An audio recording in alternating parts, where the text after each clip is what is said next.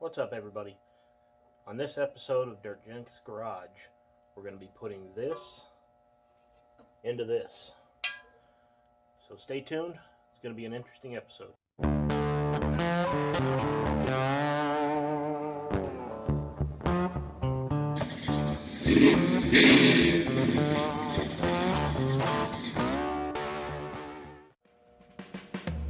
Before doing anything on this project, I want to make sure I chock the wheels on the back real good, because the first thing that has to happen is the drive shaft being removed. Without having the wheels chocked, the vehicle could roll one way or the other. It shouldn't be too much of an issue for me because I'm in a garage and the floor is level. But safety first, and anybody that has any kind of slope, you definitely want to make sure you do this. Having the vehicle roll over you is never a good thing.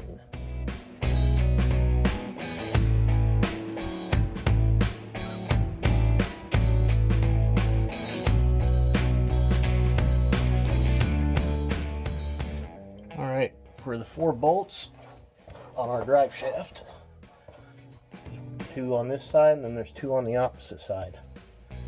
It's going to take a 5/16 socket or combination wrench. Just pop these 2 off. You might need to get a crowbar or screwdriver to stick up in here to pop it out of these little holders. Because if the drive shaft hasn't ever been removed, it's hard to get out sometimes. But you'll pop it forward, bring it down, and then just slide it out.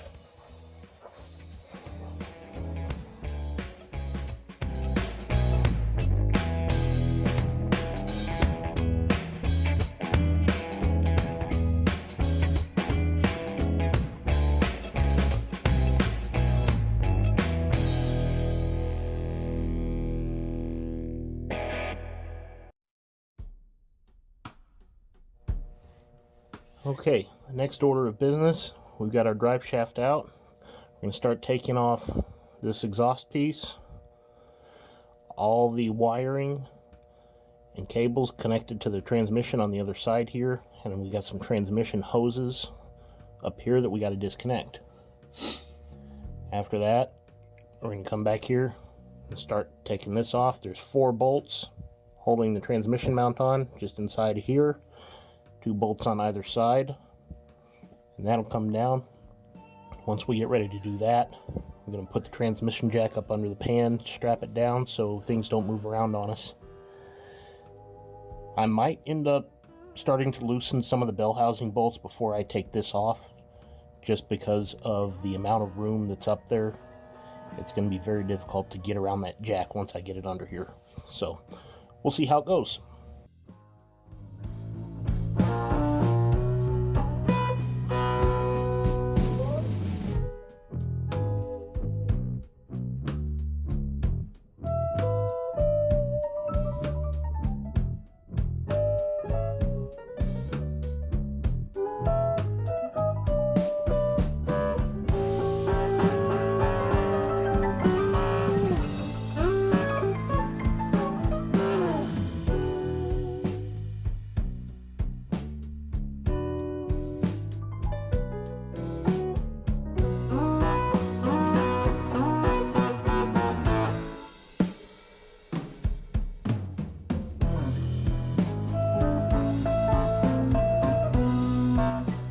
Welcome to day 2.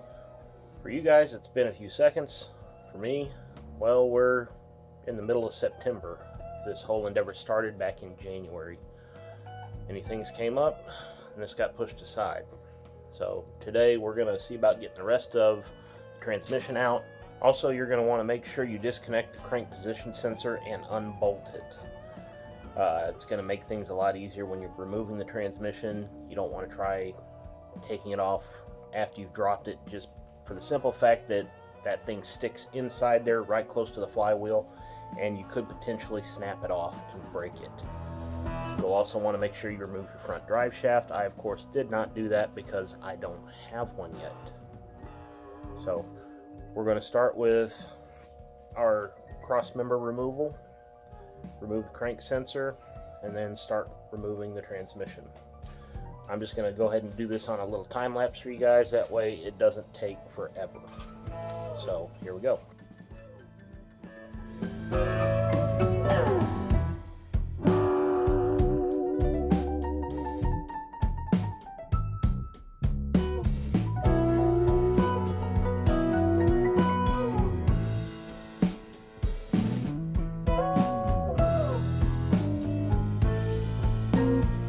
Alright, as you can see, we got our torque converter bolts out just fine. Ended up taking a 15mm wrench and another wrench and attaching them to the flywheel, and then we had to get a breaker bar, put a socket on it, and turn the motor over enough just to where it would catch. I had it catching on the bottom of the gearbox here. That way you can do it without two people. So on to transmission removal.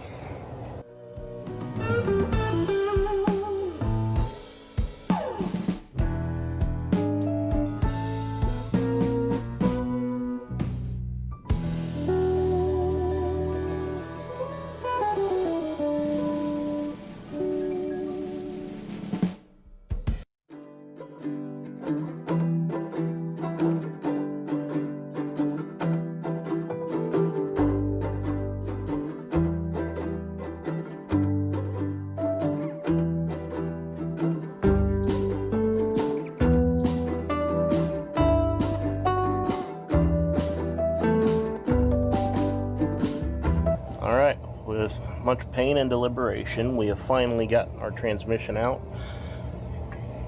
Mine was a little different than the factory.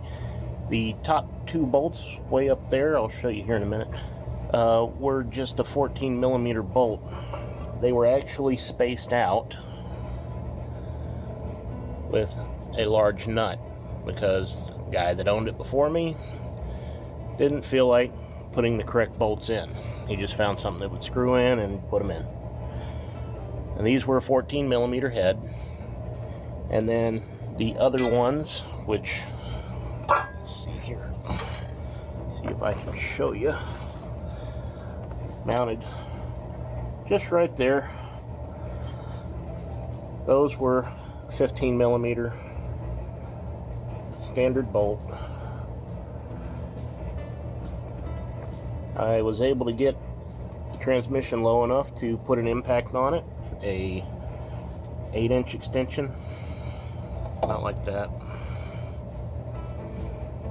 I just got up there with both of those, and then just the regular same extension with 15mm socket there and over there. And so now we can actually see what the difference is. Attached to the motor right now is an HO Flexplate. You can see the differences. Holes much further apart, and there's a whole lot less of them. Now we go to a Renix Flexplate. Big difference. Bunch of different holes, and then you have a slight space right over there. And this is designed that way because of the crank position sensor that's in the Renix motors. It runs at a much lower voltage and does not receive piggyback voltage from the ECM. It has to generate all its own current off of a magnet. The HO motors is a 3-wire CPS sensor where you do get supplemental voltage from the computer, which is why you don't need as many holes on the flywheel. Me personally, I'm keeping this a factory Renix motor for now, mostly because I've already rebuilt the wiring harness once and I don't want to do it again to set up for HO, and I don't have an HO fuel line or any of the connectors to run back to the tank. Next order of business is going to be getting these 6 bolts off.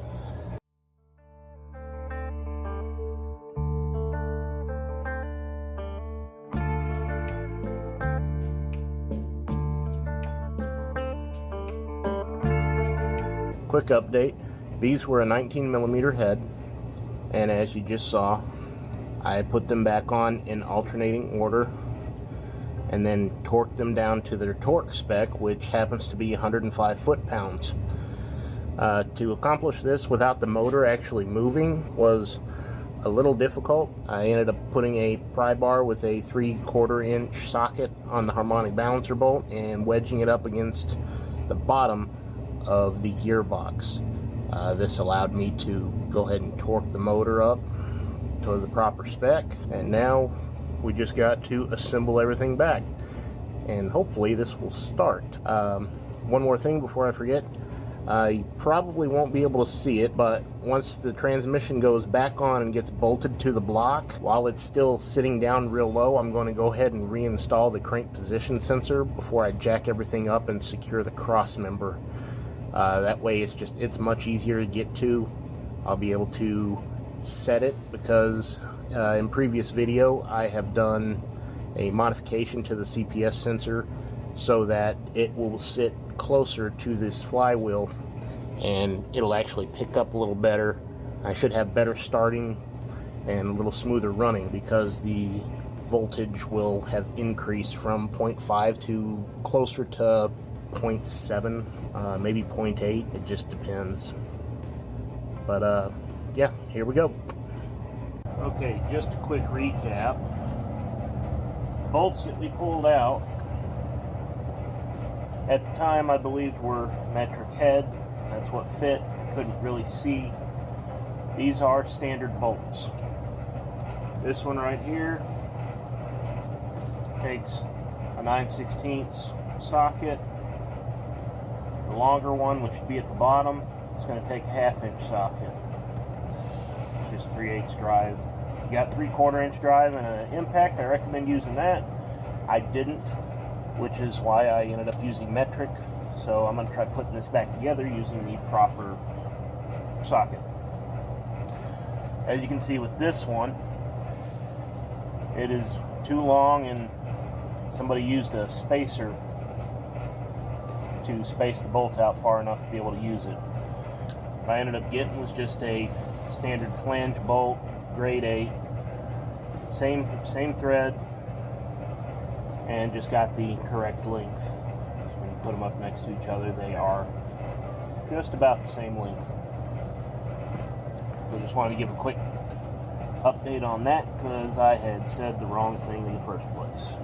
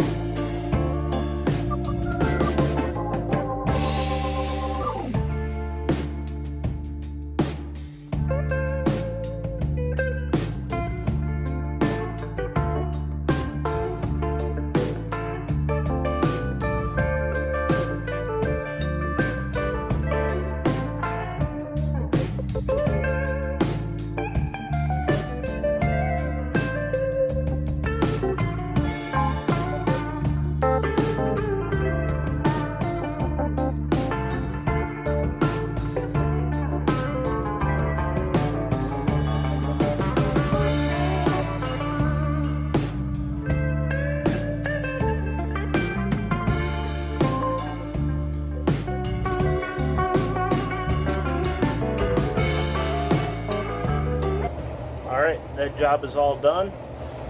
I'm going to now get the rest of the Jeep all buttoned up, everything plugged back in, hooked back up, and then we'll see if it'll start. Alright, we're back and everything is hooked up and we are ready to try and start this thing.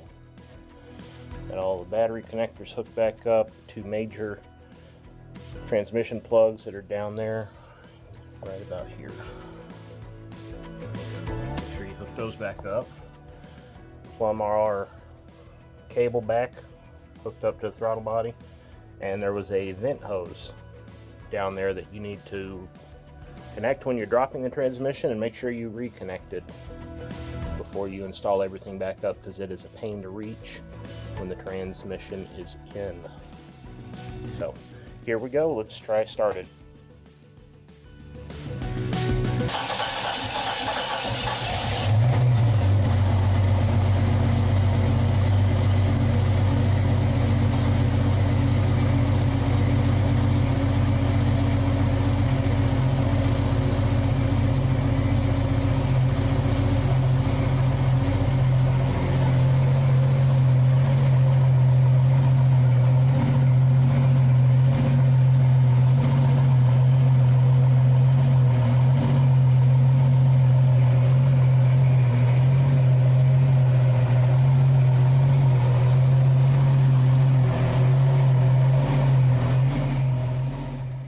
After 4 years, I'm a little peeved that it took this long to figure out what the problem was, and a little more satisfied that now it is something that is running. It was a fairly simple fix. The job was just very, very difficult.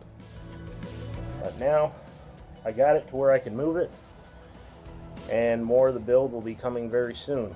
I'm thinking I'm going to have to put a fuel pump in it, because I've put a fuel pressure gauge on it before we started all this, primed the fuel system, and it would hold pressure for 15 or 20 minutes before it would start to drop. It wouldn't go straight to zero, but it would drop. And it would be down to zero after about a day and a half, 2 days. Apparently with the Cherokees, it's very common for these fuel pumps, the little check valve that's inside the fuel pump assembly will start to leak. And that's just a common flaw with a lot of these Jeep Cherokees, the older models. And I'm assuming this is still the factory original pump from 1990. And I would not be surprised at all if I need to change it. But more tests on that will come. If you guys want to see a video on that, go ahead and throw a comment down there. Let me know what you think. If you like the video, be sure to toss a thumbs up. Make sure you subscribe if you like this kind of content. And I guess we'll see you next time. If you want to follow me on social media, I am at DirtGenixGarage on Instagram. Take care. We'll see you in the next one.